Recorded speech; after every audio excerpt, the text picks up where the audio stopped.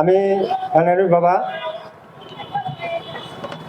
আজকে রংপুর বেগম বিশ্ববিদ্যালয়ে আসছি যে আমার মেয়ের স্মৃতি একটা ইন্দিরা রংপুরের বাসী ছাত্র জনতা যেমন আমার যে আমি আজকে বলতে চাই যে এটা ফেলানি যে স্মৃতি রাখছে সারা জীবনকার নামে জানি এই ফেলানি স্মৃতিটা থাকা যান।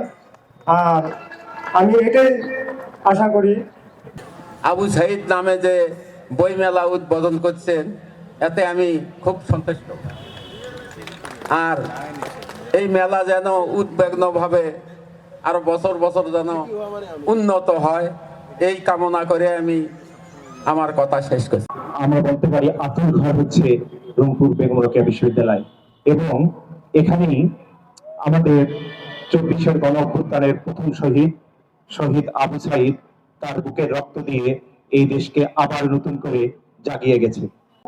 শিক্ষার্থীদের প্রতি আহ্বান জানাই, এই বিশ্ববিদ্যালয় শুধু পড়াশোনার জন্য না, এক্সট্রা কারিকুলাম অ্যাক্টিভিটির জন্য যে আমরা খেলাধুলা শুরু করেছি, শিক্ষার্থী শিক্ষকরা সম্মিলিত প্রচেষ্টা যেরকম ভাবে আমরা করতে পারতেছি, এটা আমাদের জন্য আবু সাইদের একটা অবদান। এই আবু সাইদের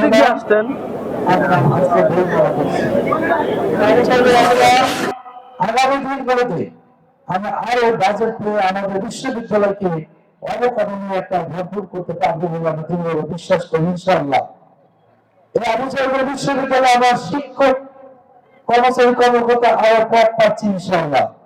এই আবু সাইদ বিশ্ববিদ্যালয়ে একটা আবাসিক বিশ্ববিদ্যালয় করার প্রত্যয় আমরা ব্যক্ত করতে পারবো ইনশাআল্লাহ। এই আবু সাইদ বিশ্ববিদ্যালয়ে গবেষণার ক্ষেত্রে আরো অনুদান পাবো বলে আমরা দৃঢ়ভাবে বিশ্বাস করি।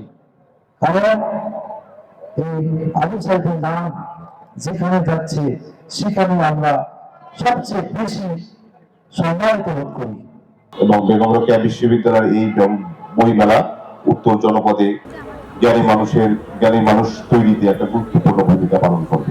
সেই ভোটাধিকার ফিরে পাওয়ার একটা সম্ভাবনা দেখতে পাচ্ছি। সামনের দিকে এই দেশ গণতন্ত্রের পথে ফিরে আসবে। মানুষ বই মেলা 2025-এর আলোচনা পর্ব আমরা এখানেই শেষ করছি। অসংখ্য ধন্যবাদ জানাচ্ছি আমাদের আজকের অনুষ্ঠানের প্রধান অতিথি